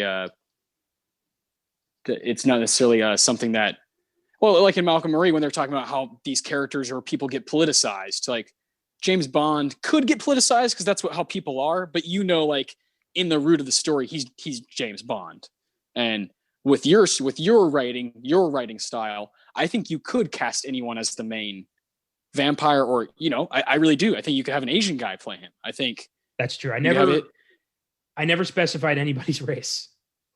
Just didn't. It's not important. Okay. That's a great point. From your perspective, it doesn't matter. From your perspective, it just does not matter. It's something that like anybody could come in and do this and play this character. If they're good enough to pull it off, they can pull it off. Yeah. I love that question because I think certainly I have to check myself when I'm saying these things about Malcolm and Marie, and I'm saying these things about storytelling. I got to check myself too because I'm spewing out a lot of stuff. I'm judging a lot, and I'm saying a lot of harsh things about Sam Levinson and about this movie. I think when it comes to the like right place, right time for storytelling, I think it's pretty gray. I don't know if it's a black and white thing.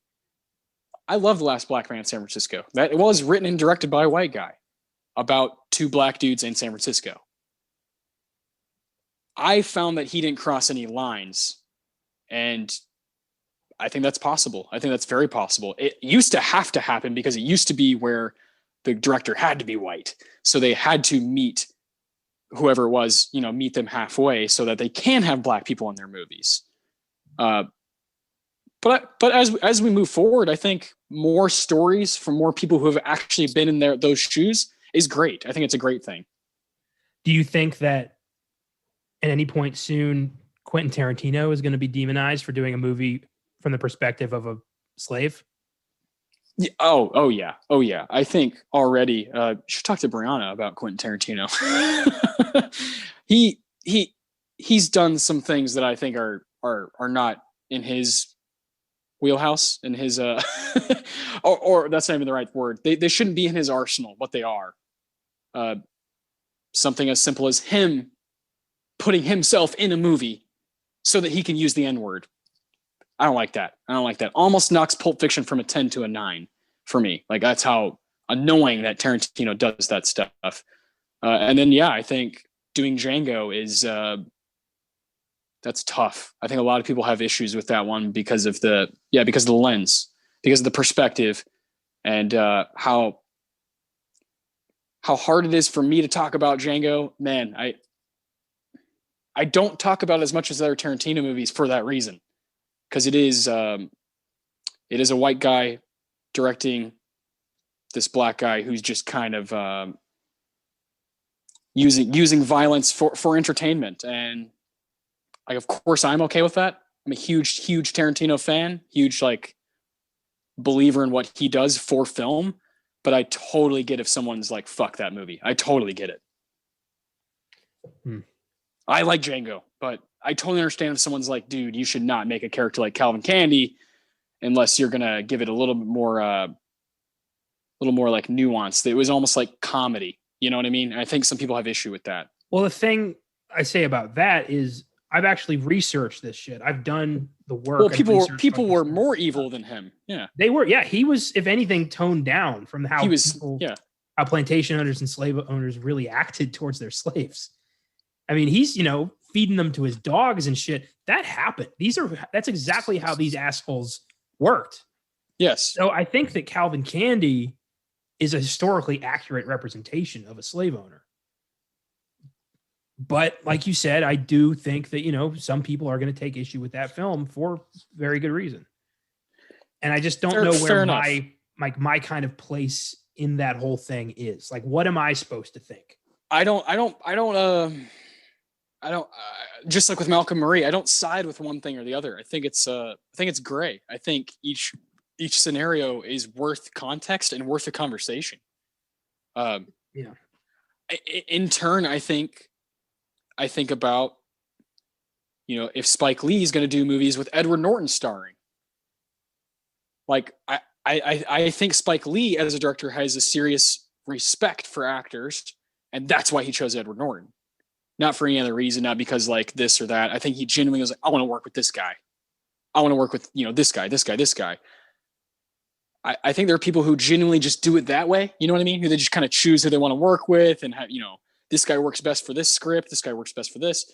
But then there's people who just kind of like probably a little bit use and abuse the system a little bit. There's always going to be people like that, though. Yeah, for sure. It's Hollywood. Yeah, exactly. If you want it to be perfect, you're in the wrong fucking industry.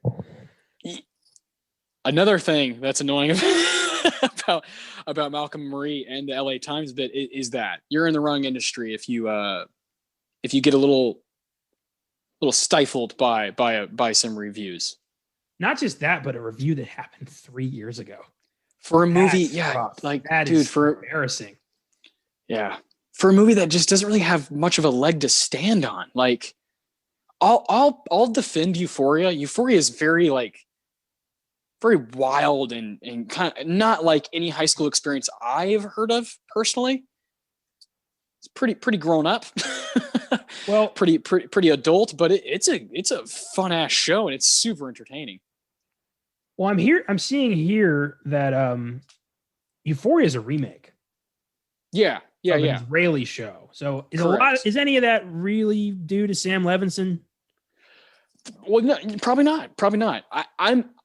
I'm a sucker for the style of I cannot remember the cinematographer's name for Euphoria. He also is the cinematographer for Waves. I cannot remember his name, but I'm kind of a sucker for that style, that particular vibe that's going on. But Sam Levinson, you might be right. I mean, he could be pulling stuff from that show. Yeah. Well, the vibe I'm getting from all of this is that he is a whiny hack. So, well, okay, we haven't even got there yet with that. The hack thing is like, I'm literally on this journey this past year with John Cassavetes. And Malcolm and Marie couldn't be any more of an impersonation of a John Cassavetes film like Faces or A Woman Under the Influence, or, you know, all these movies that he did in the 60s and 70s. Like, that's what he did. He did tough, meaty dialogue between 2 or 3 characters, you know, usually just 2, usually one-on-one, and he was fucking good at it. Really, really good at it. Because it always went to a place and then stopped, or they came to a conclusion. Like A Woman Under the Influence, at one point the husband's like, you have to go get help. And that's what happens. You need to leave our children and me and go get help. And during Malcolm and Marie, I was like, both of you need to go get help. You know, there was nothing like that, no conclusion like that. I think John Cassavetes is clearly an influence for a lot of filmmakers, and clearly for Sam Levinson and for this movie Malcolm and Marie. And it doesn't feel as much of a homage as it does rip off, and that sucks. You hate to see that. Like you said, the hack kind of stuff. That's one thing you and I we do not like. well, now that I know that scene about, you know, Malcolm just bitching about the review comes from a place of actual disdain for a review that he got, that sabotages this entire film for me. It really does. Of course. Yeah. And now I have to kind of rethink my position on this thing, because now I see it as one giant ass complaint towards an industry that he does not have enough clout to complain about. Okay. Yeah. There's a whole, this is one thing that's great here is, this conversation is kind of never ending, and we could point out through every, you know, bit of dialogue, every little bit, when you do know that it, like you said, it is kind of like a complaint towards the industry that he doesn't have enough clout for, is like, I might watch a movie where these directors we're talking about, Spike Lee and Tarantino and these guys, like, I might watch a movie where they're complaining about how they've been treated by the producers and whatever, you know, they've the earned suits. It. They've earned Yes. the right to do that. They've been in the industry for 30 fucking years, providing, you know, context in films that challenge the status quo of the industry. Sam Levinson has 2 films and a show under his belt. Those films are not very well received. Who the hell is he to have that kind of reaction? Exactly. Exactly. Just doesn't make a lot of sense. And to use this drama, this like stone cold drama for that, it just doesn't sit well with me. Fuck. Oh my God. All right. Well, I'm sorry, but I'm not gonna not speak on these things that I've learned today. Yeah.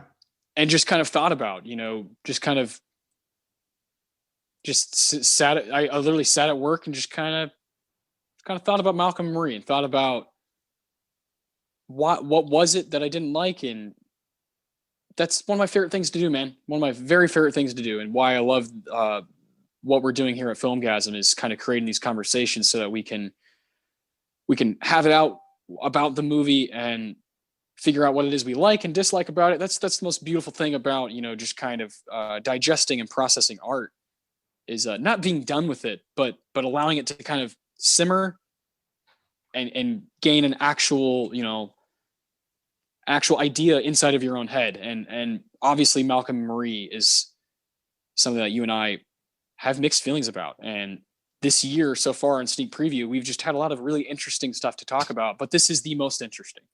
We've had a steady stream of incredibly heavy shit on this show. Like, for fuck's sake, I want something light. God, and I know we're not getting it next week. No, God, no.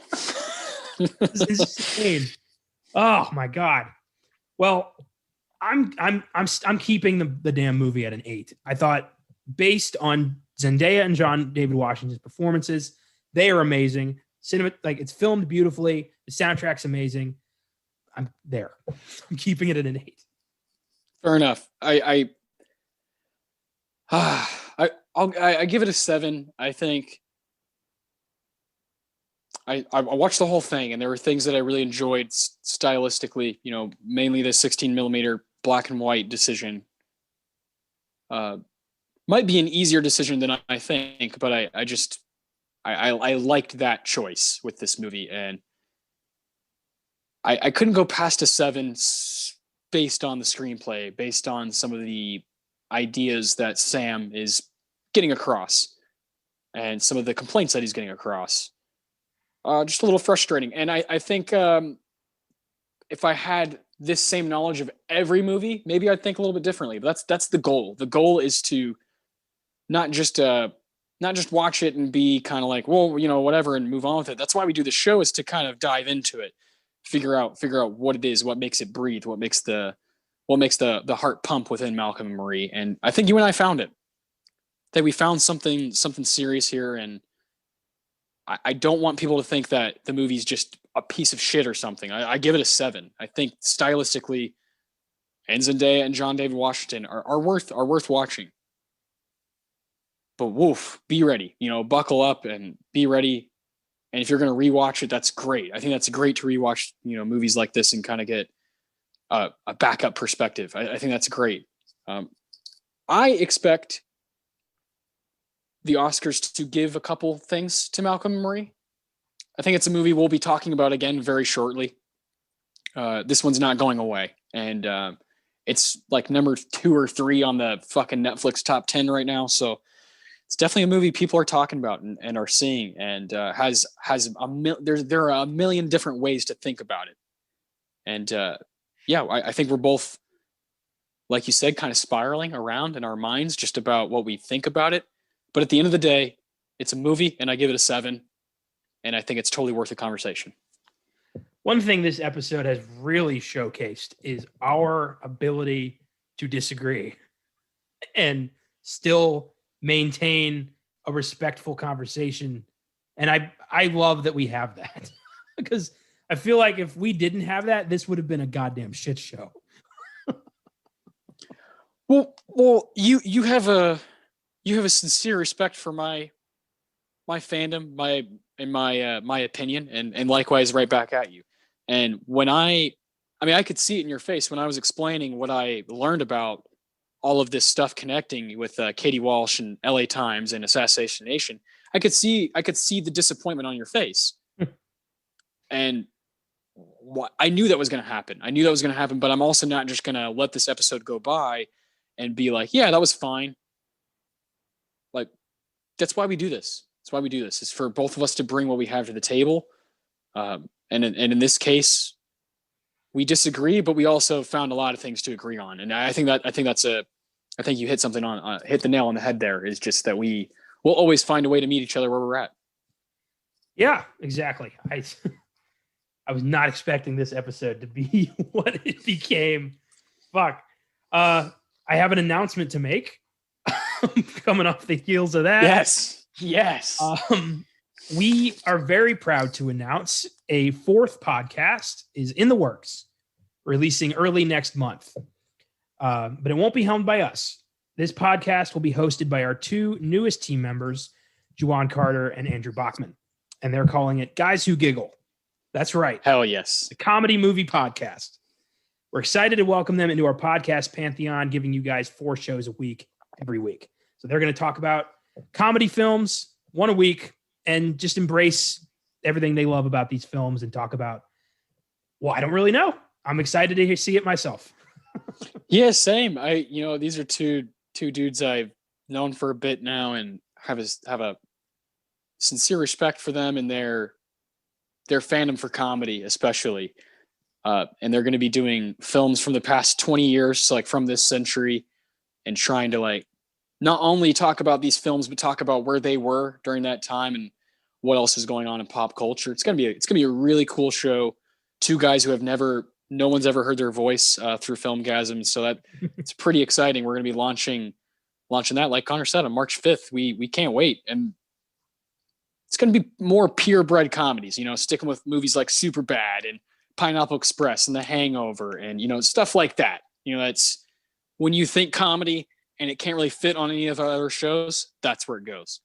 Yeah, and it'll be a lot less heavy than shit you're going to get on Oscar Sunday sneak preview and Filmgazm. So this is going to be kind of your unwind after a rough week kind of show, if you want to check it out. And tune in for that on Friday, March 5th for the first episode of Guys Who Giggle, and every Friday after that. So welcome to the fold. Can't wait. That's all for this week. Next week, the release calendar features 3 awesome films I hope we get to see. First up, Robin Wright's directorial debut, Land, releasing in theaters. Then Nicolas Cage's oddball horror comedy, Willy's Wonderland, also releasing in theaters and possibly on VOD. Finally, the epic Fred Hampton biopic, Judas and the Black Messiah, releasing on HBO Max and in theaters. Tune in next week to see what we get to talk about. And don't miss Fatal Attraction on this Wednesday's Filmgazm and High Noon on this weekend's Oscar Sunday. Thanks for listening. Have an awesome week and keep watching movies.